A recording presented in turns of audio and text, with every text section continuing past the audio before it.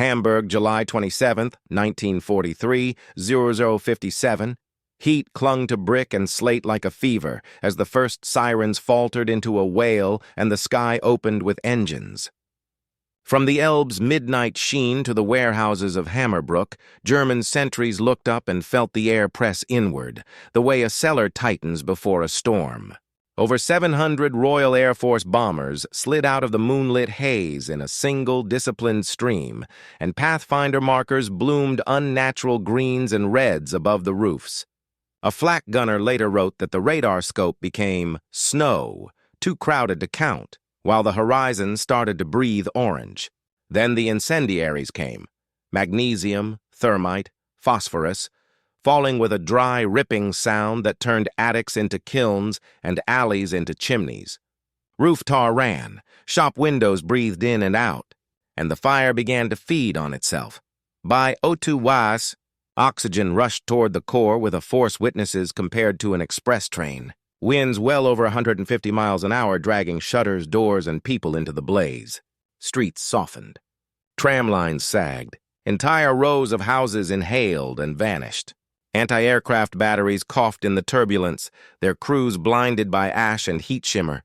Radio orders dissolved in static. Night fighter units scrambled and then stumbled, throttled by smoke and confusion at their own airfields. Before 04 Satch, the city's defenses had thinned to sparks. By dawn, survivors stepped through a red-black powder that had been rooms and courtyards, while municipal lists, compiled in the weeks ahead, would claim more than 40,000 dead, with some counts pushing the single night toward 45,000.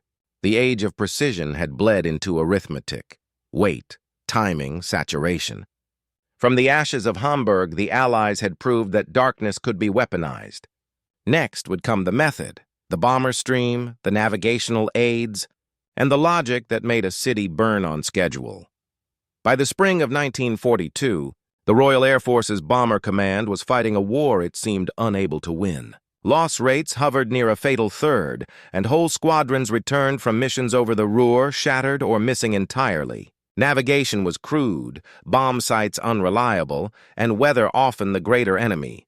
Yet Air Chief Marshal Sir Arthur Harris, appointed that February, refused to accept a war of attrition fought in twilight over empty fields. He believed that if Britain could gather every operational bomber it possessed and strike as one, the shock alone could break the will of Germany's cities and people. The concept was audacious, bordering on reckless: mobilized training units, reserve crews, and every flyable aircraft, Wellingtons, Halifaxes, Stirlings, and the new Avro Lancasters, into a single orchestrated storm. It would not be a precision strike, but a demonstration of force on a scale the world had never seen. On the night of May 30th, 1942, that idea took flight. Operation Millennium launched 1,047 bombers toward Cologne, threading their way across the North Sea under cover of cloud. Pathfinder flares fell just after midnight, and in less than 90 minutes, nearly 1,500 tons of explosives and incendiaries buried the old city beneath a shimmering veil of flame. Observers along the Rhine saw the sky pulsing red, the heat rising high enough to twist steel. Local defenses collapsed, searchlights blinded by smoke, flak batteries firing blind, communications splintered. 40 bombers were lost, but the effect was seismic. Joseph Goebbels confided in his diary that it was a vision of hell. For Harris, the meaning was clear. Concentrated destruction could achieve what accuracy never had. The 1,000-bomber raid was no longer an experiment. It was the future, a blueprint that would soon redraw the map of Germany in fire. Spring 1942. Trafford Park and the smoke-streaked skylines of Coventry and Glasgow became as strategic as any airfield. The factories smelled of hot oil and ozone. Rivet sparks spat like miniature flares, and the constant chant of presses set a metronome for war. Men and women moved in practiced sequences, shaping aluminum skins and fitting Rolls-Royce Merlin engines into nacelles that would carry the heaviest loads the RAF had attempted. The Avro Lancaster emerged from this furnace, a four-engine heavy bomber able to carry the 4,000 lb cookie and massive incendiary loads. Between 1942 and 1945, British plants turned out thousands of heavy airframes, while Halifax and Stirling production added weight. American B-17s and B-24s crossed the Atlantic to swell the ranks. From 1942 to 1945, over 7,300 Lancasters, 6,000 Halifaxes, and 2,400 Stirlings rolled from British plants, each turning metal into thunder. On shop floors, apprentices learned blueprints by tungsten light, and women, munition workers, rivaled seasoned fitters, riveting fuselages in freezing hangars as schedules tightened. Assembly lines were matched by logistics. Tanker convoys stored millions of gallons of fuel, warehouses stacked serviceable propellers, and ordnance depots cataloged mountains of bombs crews would hand-load. Mechanics, armorers, and ground crews, numbering in the tens of thousands, kept aircraft ready on icy nights, while factories retooled to push production higher, even as enemy raids tried to slow them. German planners watched from across the Channel as output rose, and for the Wehrmacht, the dilemma hardened: strike the factories or watch the sky fill with more wings. Air power had become industrial power. The bomber was no longer merely a weapon, but the sum of a nation's factories, supplies, and labor. With those factories humming, Harris's strategy shifted from raid to campaign, and Bomber Command aimed next at Hamburg, the target that would test industry and tactic alike. Late July 1943, the heat over northern Germany was already oppressive when the first engines rose above the North Sea. Operation Gomorrah had begun. A joint assault by the Royal Air Force and the U.S. 8th Air Force aimed at erasing Hamburg, the proud gateway to the world. The plan fused new technology with industrial-scale precision. RAF Pathfinders led the way at night, their radar screens now protected by an innovation called window, millions of thin aluminum strips scattered into the air. On German scopes, every strip became a false echo. Flak batteries fired at ghosts while the real bombers slipped through unopposed. Between July 24th and August 3rd, more than 3,000 sorties darkened the sky over the port city, each wave timed so that day and night offered no relief. The decisive blow came on the night of July 27th. At 0:57, 791, RAF bombers crossed the Elbe and unleashed nearly 2,300 tons of high explosives and incendiaries. The first wave broke the city open, water mains burst, power failed, and roofs were torn away so that the second wave's incendiaries could breathe. Then fire took command. Magnesium and phosphorus fused in the open air, birthing a storm that fed on its own heat. Winds exceeding 150 miles an hour tore through streets, pulling trees, vehicles, and people into a vortex that eyewitnesses described as flaming whirlwinds. Temperatures climbed beyond 1,500 degrees Celsius. Asphalt boiled, tram rails twisted like wire. In the bunkers, air thinned until candles died without smoke. By dawn, entire districts, Hammerbrook, Eilbeck, Ham, had ceased to exist. 1/5 of Hamburg's population was dead or homeless. Even Joseph Goebbels, usually defiant, recorded in his diary, "Hamburg is gone." The damage defies imagination. For the first time, a modern city had been deliberately erased in a single night. The operation fulfilled Harris's vision, but left many in Bomber Command staring at the smoldering horizon, wondering whether they had seen triumph or the birth of apocalypse itself. Berlin would be next. Hamburg's ruins marked more than a physical loss. They fractured Germany's sense of security. In the smoldering weeks after Operation Gomorrah, entire neighborhoods ceased to exist, and with them vanished the illusion that the Reich could protect its people. Railway stations overflowed with the displaced, families clutching bundles, children silent in the smoke. Civilians poured from cities toward the countryside, turning once orderly timetables into scenes of chaos. Even hardened Wehrmacht soldiers returning on leave described a vision from Dante, unable to reconcile the destruction with the propaganda of invincibility they had once believed. The Luftwaffe, once the pride of Nazi power, found its reputation in ashes, Radar stations reported phantom fleets as window confetti filled their screens. Operators shouted coordinates at echoes that did not exist. Hermann Göring, humiliated and enraged, called it a blow to the heart of German air defense. His boasts of an impregnable sky now rang hollow. The propaganda machine faltered. Goebbels, fearing panic, ordered newspapers to call Hamburg's annihilation a temporary setback, but the truth seeped through the ruins faster than ink. Whispers spread in shelters and railway cars. If Hamburg could burn, so could Berlin, Munich, anywhere. Yet defiance met despair. Nazi authorities forced survivors into cleanup brigades, their hands still blistered from the fires. Police and Gestapo patrols silenced complaints, branding them defeatism. To British intelligence analysts reading intercepted messages, the impact was unmistakable. Morale had cracked. Harris's theory of strategic bombing appeared vindicated.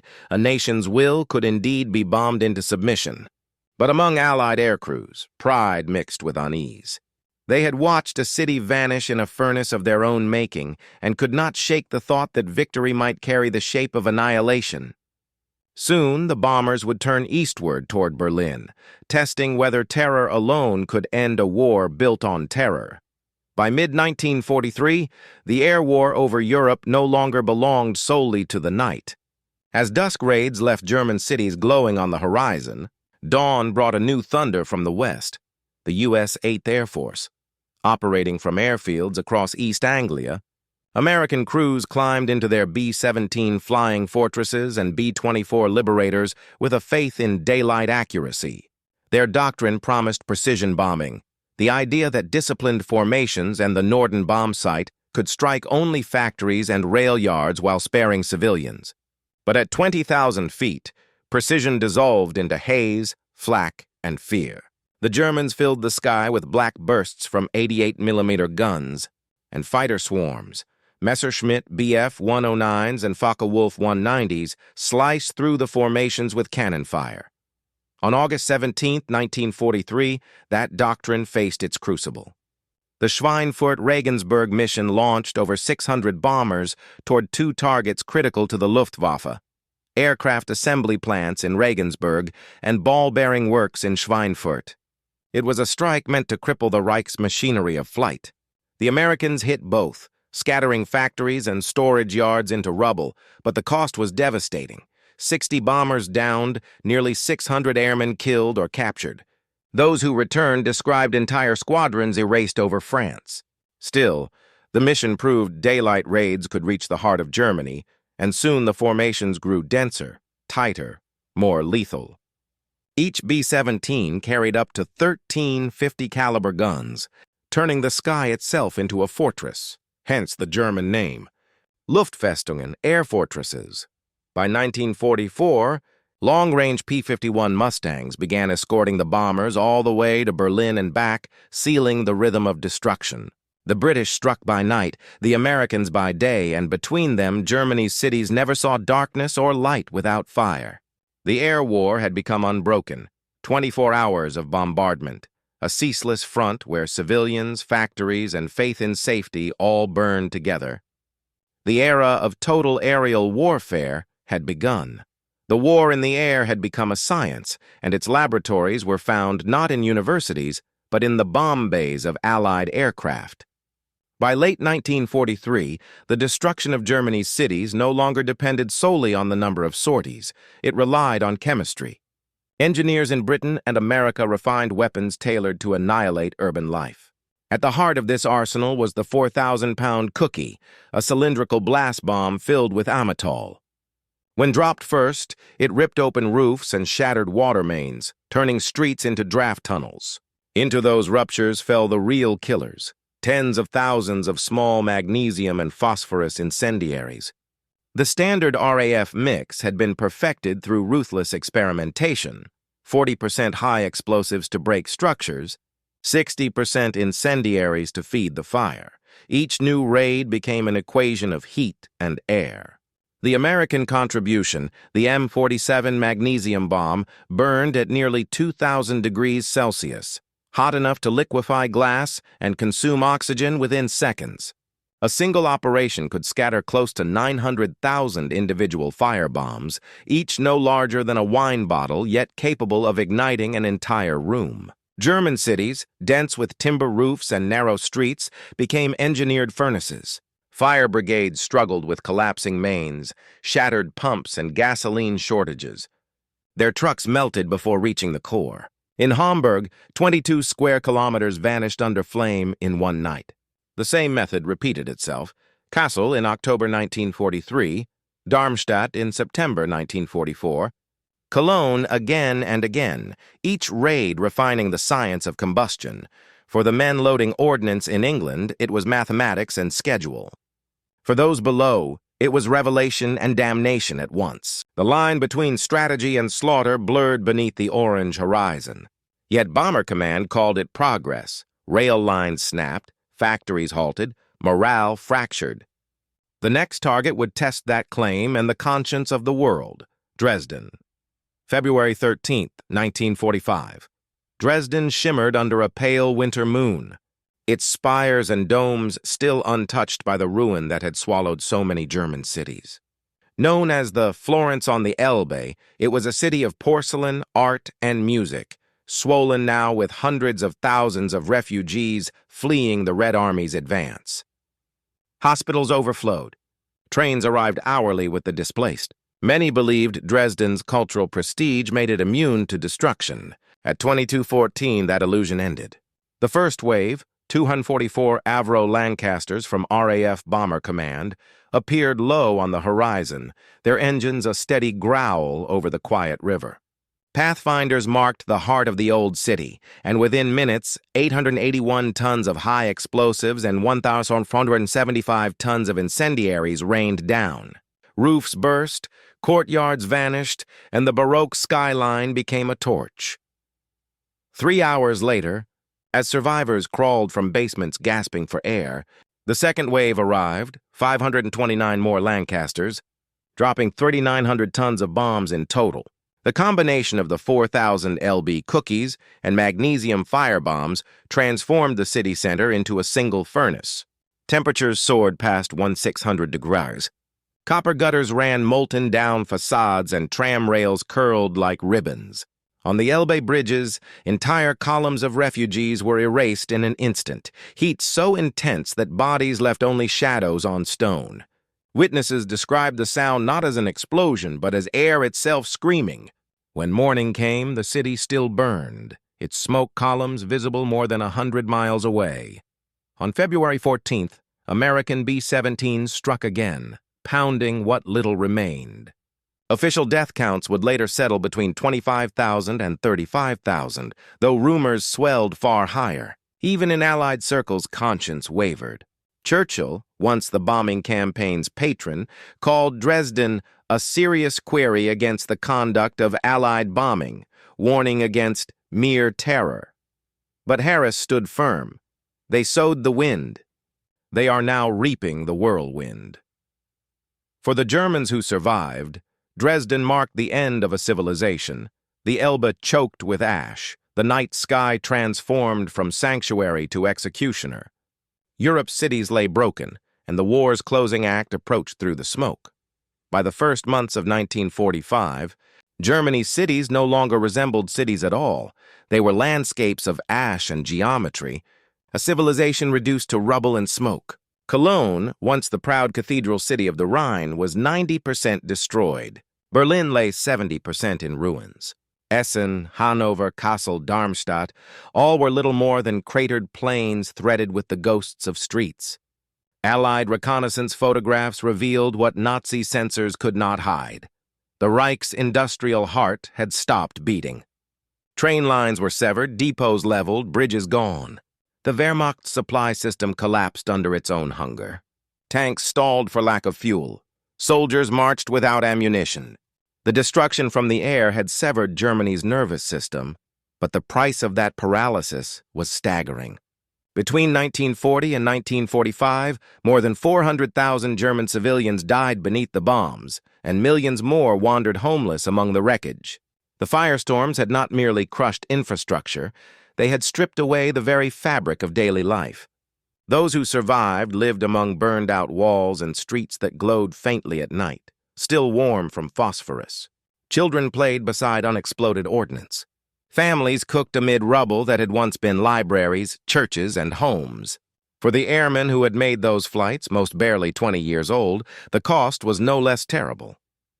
Bomber Command alone lost over 55,000 men, the highest casualty rate of any British service branch. When Allied tanks finally crossed the Rhine in March 1945, the path before them was one of shattered bridges and silent railways. The bombers had already done their work. Germany was no longer a combatant nation, but a field of ruins. The air war had accomplished what armies could not, paralysis through destruction. Yet in the smoking silence that followed, one question remained. Had victory been achieved or merely purchased at the cost of humanity itself? When the last flames died and the smoke drifted east toward the ruins of Berlin, even victory felt hollow. Aerial photographs of Hamburg, Kassel, and Dresden resembled the excavations of Pompeii, cities frozen mid-scream, their streets etched in ash. The official argument still held firm. Total war demanded total destruction. The bombing had crippled transport, shattered morale, and hastened Germany's surrender. Yet, behind closed doors, many among the victors hesitated. Crews who had watched the glow of entire cities from 20,000 feet spoke later of a terrible beauty they could not forget. The way fire moved like water. The way clouds turned red beneath their wings. In the months that followed, pulpits and parliaments wrestled with what had been done. Clergymen asked whether justice could be delivered through fire. Politicians framed it as the unavoidable arithmetic of survival. In Germany, historian Friedrich Meinecke wrote from the ruins that it was a punishment beyond war, a reckoning that transcended guilt or innocence. Civilization for the first time had turned its full machinery inward and seen what it could do to itself. Arthur Bomber Harris, architect of the campaign, received neither trial nor triumph. His name was defended by some as the man who broke Nazism's spine, condemned by others as the executor of terror from above. When Allied soldiers opened the gates of the concentration camps, many believed the bombing, terrible as it was, had helped bring an end to an evil without parallel. Yet in those same ashes lay a deeper revelation. Humanity had discovered not merely the power to destroy its enemies, but to erase its own reflection. From the furnace of 1945, a new kind of fear was born, one that would soon trade bombers for atoms and bring the world to the edge of its own annihilation. The war's end did not extinguish the fire. It merely changed its form. The strategies forged in the night skies over Germany, mass formations, radar-guided navigation, and the deadly sequencing of blast and incendiary bombs, became the blueprint for a new era of warfare. In March 1945, those same techniques reappeared over Tokyo. More than 300 American B-29s swept across the city in waves, dropping incendiaries calibrated to burn its wooden heart. By dawn, 100,000 people were dead and 16 square miles lay in cinders. The efficiency of destruction had become methodical, measurable, and terrifyingly precise. 5 months later, the logic reached its final expression at Hiroshima and Nagasaki, where the bomber no longer carried fire, but the sun itself. After 1945, the lessons of Hamburg and Dresden shaped every doctrine of deterrence. The RAF and the newly formed U.S. Air Force entered the atomic age as custodians of power capable of ending civilization. The line between conventional and absolute annihilation had evaporated. From now on, the bomber was not merely a weapon, but a warning. Governments built civil defense shelters, scientists mapped firestorm behavior, and architects studied airflow through ruins to predict how modern cities might burn. In Germany, reconstruction became an act of both defiance and repentance. Cathedrals rose beside memorial ruins, stone by stone reminders of endurance amid guilt.